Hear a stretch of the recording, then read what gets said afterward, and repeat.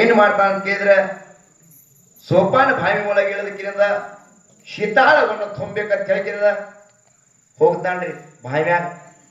ಶೀತಾಳ ತುಂಬಬೇಕಂತ ಹೇಳಿ ಕೊಡ ಊರ್ ತನ ಪಾರ್ವತಿ ಪರೀಕ್ಷೆ ಇತ್ತಲ್ಲ, ಏನ್ ಮಾಡಿಲ್ಲ ಅಂತ ಕೇಳಿದ್ರ ಕಪ್ಪೆಯನ್ನು ತಯಾರು ಮಾಡಿ ನೀರೊಳಗೆ ಬಿಟ್ಟುಬಿಟ್ಲು. ಕಪ್ಪೆವನ್ನು ನೀರಾಗ ಬಿಟ್ಟಾಕ್ಷಣಗ ಕಪ್ಪೆ ಹರಿದಾಡ್ಲಕ್ಕಂತ ನೀರೊಳಗ ಅವಾಗ ನೋಡ್ತಾನ ಮೋಗು ಸಿದ್ಧಾರ್ಥನ ಕಪ್ಪೆ ಮುಟ್ಲಾರ ಸೀತಾಳ ಅಂತ ಹೇಳಿದ ತಾಯಿ. ಕಪ್ಪಿ ಜಿಗದಂದ್ರೆ ಇದು ಗುರುವಿನ ಸೇವಾಕ ಓಂ ಆಗುವುದಿಲ್ಲ ಅಂತ ಹೇಳ್ತಾರ. ತಿಳಿದುಕೊಂಡು ತುಂಬಿರ್ತಕ್ಕಂಥ ಶೀತಾಳ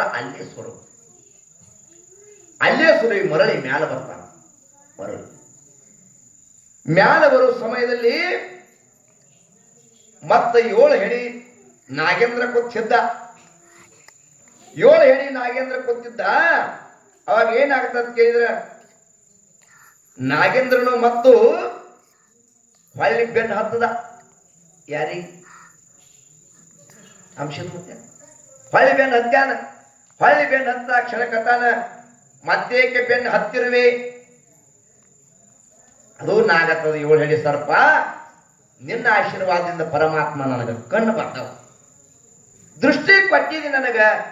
ಆದ್ರೂ ಸಹಿತ ನನಗ ಇನ್ನೊಂದು ನಿನ್ನ ಗುರುತಿಗಾಗಿ ನಿನ್ನ ಸಲುವಾಗಿ ನನಗೆ ಇನ್ನೊಂದು ಏನಾರ ಗುರುತು ಕೊಡು ಅಂತ. ಏನಾರೇ ಗುರುತು ಕೊಡು. ಅವಾಗ ಅಮ್ಮ ಹೇಳ್ತಾನ, ಏ ನಾಗೇಂದ್ರ, ಯಾವಾಗ ನಿನ್ನ ದೃಷ್ಟಿ ಇದ್ದಿತ್ತಿಲ್ಲ ದೃಷ್ಟಿ ಬೇಡಿದಿ, ದೃಷ್ಟಿ ಕೊಟ್ಟಿನಿ, ಮತ್ತೆ ಮರಳಿ ವರವನ್ನು ಕೇಳ್ತಿಂದ ಬಳಕ ನಿನ್ನ ನ್ಯಾಲಿಗೋ 1 ಅಥವಾ 2 ಒಂದು ಕುಳಿ ನಿನ್ನ ನ್ಯಾಲಿಗೆಯನ್ನು ಒಂದಿರುವಂತ ನ್ಯಾಲಿಗೆ ಶೀಳಿ 2 ಆಗಲೇ ತಿಳಿಸಿ ಶ್ರಾಪ ಕೊಟ್ಟು ಬರ್ತಾ ಇದ್ದ. ಅವಾಗ ಹಾವಿಗೆ ಮೊದಲು ಒಂದೇ ನ್ಯಾಲಿಗಿತ್ತು. ಈಗ ನೋಡಿ ಹೊರಗೆ ಬಾಯಿ ತೇರ್ತೀರ ಮಾಡತ್ರ 2 ಬರ್ತಾವ. ಹಿಂಗೆ ಮಾಡ್ತದ್ರೆ 2 ಇರ್ತಾವ, 2 ಸಣ್ಣ ಸಣ್ಣ. ಹಂಗ ಯಾವಾಗ ಶ್ರಾಪ ಕೊಟ್ಟಿದ್ದಾನೋ ಅವಾಗ ಶೀಳಿ 2 ಅದು ನ್ಯಾಲಿ.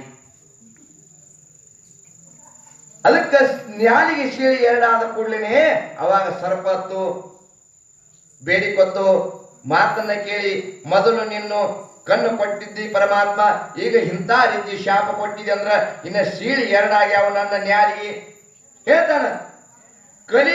ಕಲಿಯುಗದಲ್ಲಿ ನಾಗರ ಪಂಚಮಿಯ ಹಬ್ಬ ಆಗಲಿ, ವರ್ಷಕ್ಕೊಮ್ಮೆ ಹೆಣ್ಣು ಮಕ್ಕಳು ಗಂಡು ಮಕ್ಕಳು ಅತ್ತಿ ಮನೆ ಸಸ್ಯರು ಎಲ್ಲ ಜಗದಾನೆ ಎಲ್ಲ ಹೆಣ್ಣು ಮಕ್ಕಳು ಬಂದು ನಿನಗೆ ಹಾನಿಯಲ್ಲಿ ನಾಗರ ಪಂಚಮಿ ಅಂತ ಜಗತ್ತಿನ ಶ್ರುತಿ ಹೆಸರು ಕೊಟ್ಟು ಬಿಡ್ತಕ್ಕಂಥ ಆಶೀರ್ವಾದ ಮಾಡ್ತಾರೆ.